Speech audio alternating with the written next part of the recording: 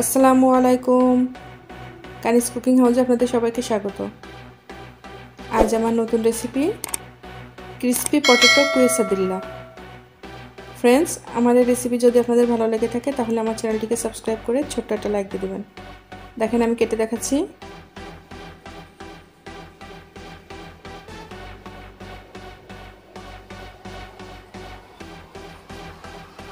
এটা খেতে যেমন সুস্বাদু, দেখতেও কিন্তু অনেক সুন্দর।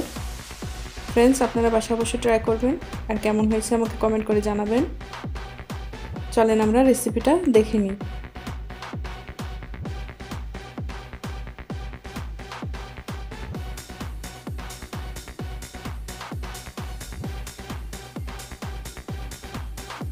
আমি এখানে 2টা আলু নিয়েছি। আমি আলু 2টা সিদ্ধ করে নিয়েছি।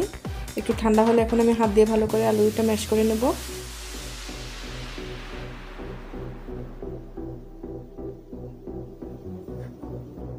তিনটা শুকনা মরিচ আমি তেল ছাড়া একটু ফ্রাই করে নিয়েছি। আমি মরিচ 3টা দিয়ে ভালো করে আলুটা ম্যাশ করে নিচ্ছি। দিয়ে দিচ্ছি পরিমাণ মতো লবণ।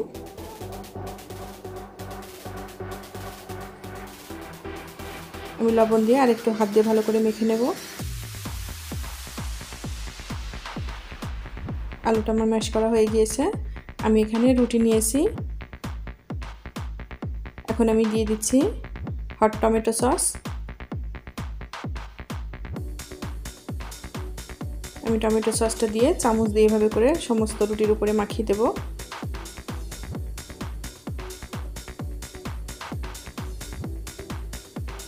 ফ্রেন্ডস, আমার এই রেসিপি যদি আপনাদের ভালো লেগে থাকে তাহলে আমার চ্যানেলটিকে সাবস্ক্রাইব করবেন আর লাইক কমেন্ট অবশ্যই করবেন।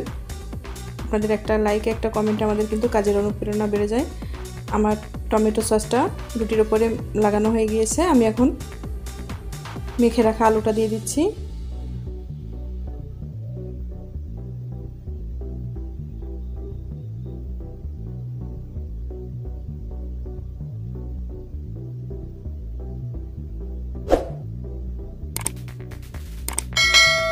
আমি অল্প অল্প করে আলু নিয়ে তারপর আমি চামচ দিয়ে এভাবে করে দিয়ে দিয়েছি। দেখেন,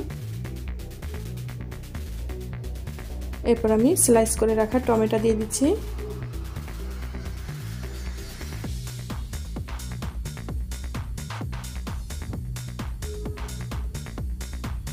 এখানে আমি 5 পিস টমেটো দিয়েছি।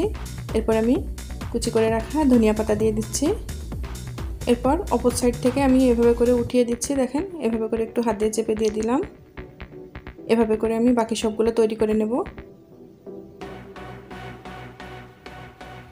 এখন চুলাতে আমি ফ্রাই প্যান দিয়েছি। আমি দিয়ে দিচ্ছি তেল।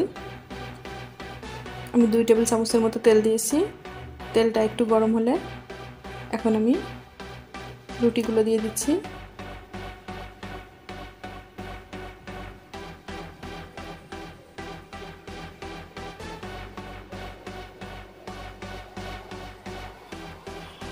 আমি এখানে 2টা দিয়েছি।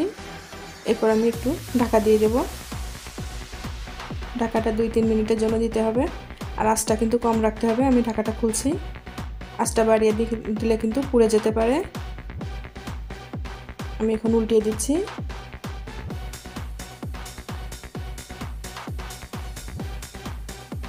এটা কিন্তু খেতে খুবই সুস্বাদু।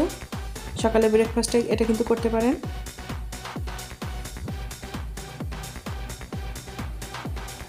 আমি আবার 2 মিনিটের জন্য ঢেকে দিচ্ছি। 2 মিনিট পরে আমি আবার ঢাকাটা খুলবো। ঢাকাটা খুলছি। আমি আরেকবার একটু উল্টিয়ে দেব।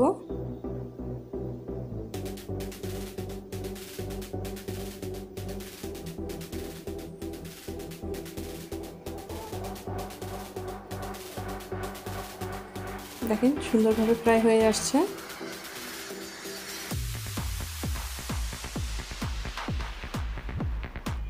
এটা হয়ে গিয়েছে। আমি এখন তুলে নিচ্ছি।